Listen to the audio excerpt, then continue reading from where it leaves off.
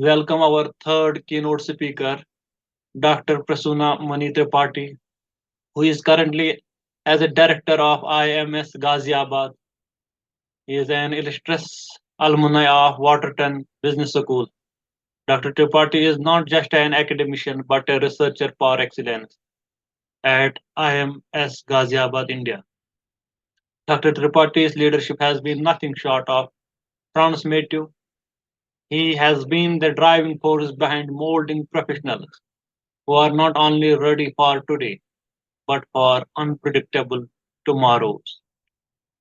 Dr. Tripathi boasts a rich tapestry of industry experience, having helmed pivotal roles such as the Group of Head of Human Resources. Dr. Prasoon Mani Tripathi epitomizes the confluence of academic brilliance and industry prowess. His journey in management education is not just about milestones achieved, but about the myriad lives he has impacted along the way. We welcome you, Dr. Prasoon Mani Tripathi, sir. Thank you very Please much. go ahead. Time is yours. Thank you very much. Um, uh, Good morning to all of you. I think it's still morning there in Indonesia and other parts. So good morning to all of you. Believe me, I did not write about that all those accolades. I did not write. Somebody else wrote it. So okay. So Professor Meshach Lake, the Dean of Faculty in Economics of Business, Kenyan University, Indonesia. Ira Christina, the Vice President of AIBPM. Dr. Sergei, Dr. Mojana Manaja, Dr. Lim Guy, and fellow researchers, industry professionals, students, ladies and gentlemen. I'm honored to be here at 2023 UNSEN International Conference of Economics and Business to speak about leveraging research and technology and its technological innovations in India to drive inclusive economic growth and sustainability. As a representative of my institution, IMS Ghaziabad, I'm excited to share with you some insights of how India is using research and technological innovation to drive economic growth and sustainability. To start our journey, I invoke the words of Dr. APJ Abdul Kalam, an eminent scientist and the former president of India, once eloquently stated that dreams transform into thoughts and thoughts result into action. That's what we believe. In a nation as diverse and as dynamic as India, these profound words guide our aspirations. As we explore India's distinctive contribution to research and technology, let's be inspired by Dr. Kalam's vision, emphasizing the power of dreams and their potential to shape our country and reality. The interdependence of research and technology, that's what we need to, it's very, very important. Research provides a foundation for technological advances, and technology often guides new areas and methodologies of research. And whenever we talk about research, technology, we talk about quality and innovation. We must understand that quality talks about conformity, and innovation talks about breaking rules. But they do coexist. Today's quality is tomorrow's innovation. So we cannot say that quality does not get conflict with innovation. In the ever-evolving landscape of innovation and discovery, the two pillars of research and technology stand firm, supporting and amplifying each other. The relationship is not just symbiotic, but it forms the core DNA of our modern civilization. It is research that lays the groundwork, providing the insight, data, understanding upon technology. Yet, the relationship is not one-sided. As we leap into technological frontiers, these are the advancements which open doors to fresh avenues of research. So how do we talk about role of research in tech innovations. So one is that validating feasibility and effectiveness of new technologies. Second, identifying gaps and areas of technological improvements. As we keep trying to make better technology, research helps to show us the way. Research checks if our new ideas actually work and if they are practical. Because whatever we do, pragmatism is also very, very important. And it's adding value to the humanity. It also helps us see where we can do better. And thanks to research, we are not just moving forward, we are making sure our steps truly matter. In short, research makes sure our efforts in technology really count and make positive difference. And they also have economic implications. So research-backed technologies have higher chances of success. They drive economic growth by addressing real-world challenges and the needs, human needs. When you talk about our economy here in India, research is a game changer. Technologies built on solid research are more likely to succeed. Why? Because they solve real problems that people face every day. By fixing these issues, these technologies help our economies grow stronger. In simple words, good research is like a roadmap.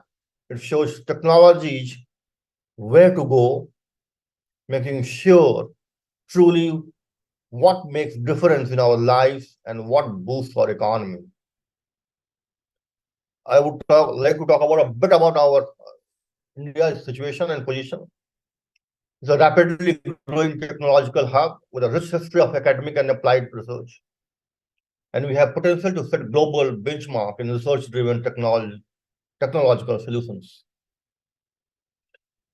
When we talk about technology and research, India holds a special place. It's quickly becoming a big center of technology while having a deep history of learning and practical research. This is a mix of old and new, which gives India a chance to lead the world. We have the opportunity to show everyone how research can shape powerful tech solutions. A couple of lines about Indian context in research and technology. We had always been on the forefront of discovery. Our historical legacy is testament to this.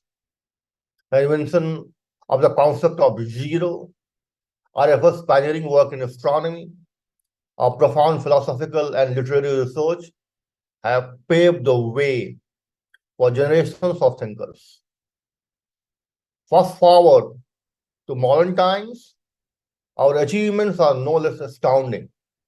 Globally recognized, our feats in the space by ISRO, groundbreaking IT research have placed India in the world map as technological powerhouse. Our institutions like IIT and ISCs have become synonymous with excellence, and they draw parallel to MITs of the world and draw attention and collaboration from the world's best research hubs. But India's growth story isn't about past glories and academic accolades, it's also about adapting to the future. The digital revolution we are witnessing is transformative. Our advances in digital infrastructure are commendable. And surge in digital payments, the whole world has witnessed, and e-commerce is reshaping our economies and contributing a lot to various countries across the globe. Most importantly, our innovations are not just elite. Research and technology in India have always been geared towards inclusivity. It can't afford to be very elite, that we write and we read. Researchers, academic researchers, they write, and only academic researchers read and does not go to the classroom or to the industry or to the society. Initiatives like Aadhaar and UPI aren't just technological marvels. They are tools of financial inclusion and empowerment. 1.4 billion people anyone who has got, and they're close to more than 1.2 billion people in the country in India own mobile phones, probably few own more than two. They all make payments through mobile and very secure.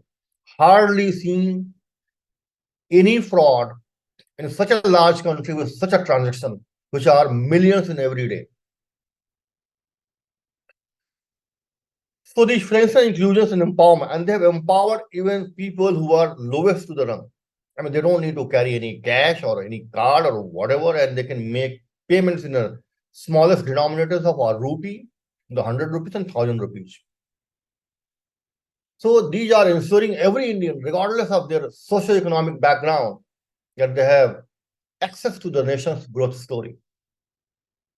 In a sense, India's journey from historical innovation to modern breakthroughs reflect a nation constantly evolving, yet deeply rooted in its legacy of discovery and inclusivity. In today's digital age, India is making a remarkable stride with digital finance inclusion, exemplifying UPI has revolutionized the way we transact. A drive towards inclusivity does not stop at finance.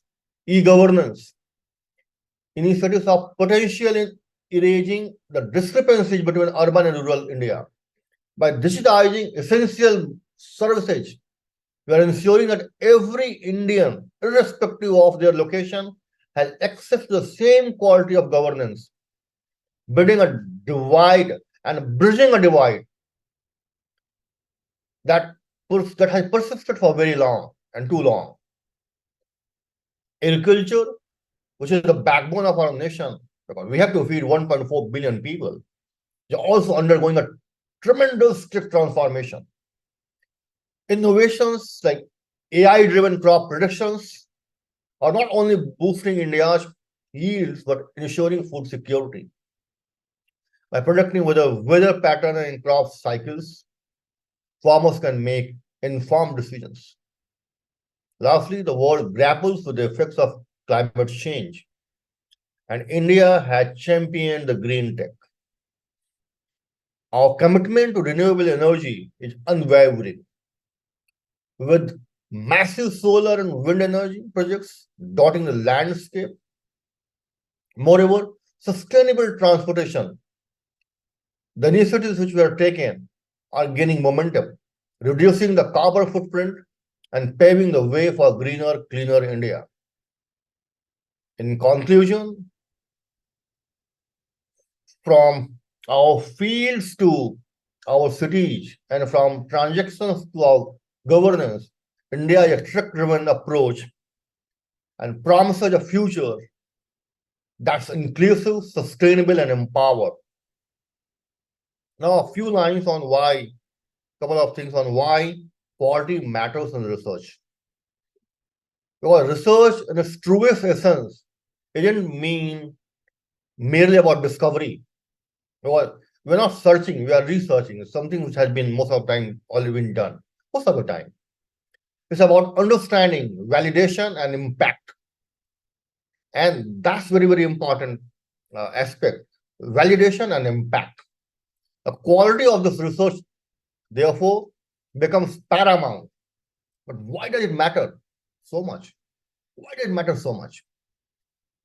Because from an economic perspective, research is the backbone of the robust policy making.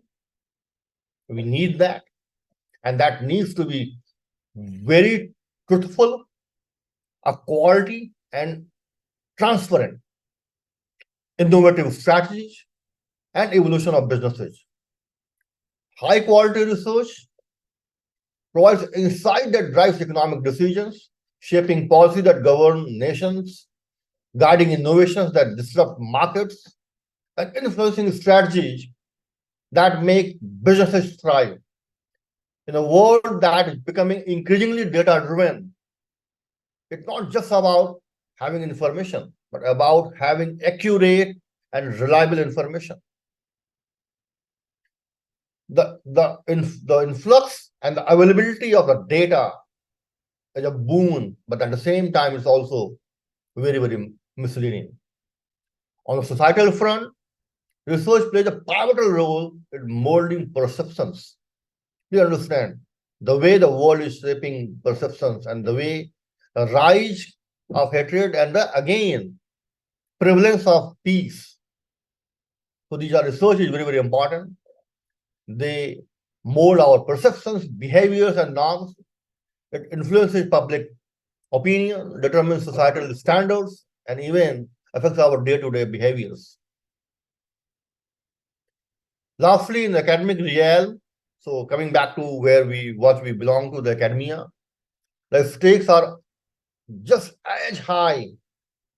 Institutions like ours and yours, they become a beacons of knowledge.